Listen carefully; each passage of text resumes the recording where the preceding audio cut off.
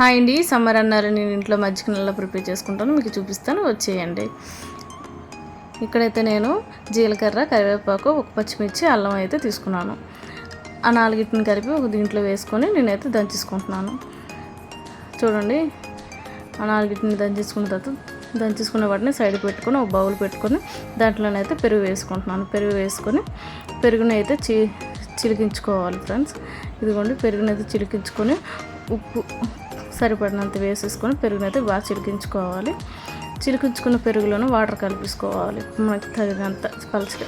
దాంట్లోనే ఇందాక కలిపాను కదా, ఆ పేస్ట్ నా దాంట్లో వేసుకొని మంచిగా కలిపేసుకున్న వాటికి ఇంకా రెడీ అయిపోయింది. ఇవన్నీ గ్లాస్లో వేసుకొని టేస్ట్ చేయడమే. టేస్ట్ అయితే భలే ఉంటుందో, ఒకసారి మీరు కూడా ట్రై చేయండి.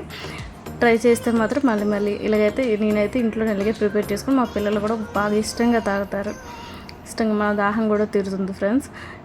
సరే, నచ్చితే లైక్ చేయండి, షేర్ చేయండి, సబ్స్క్రైబ్ చేసుకోండి.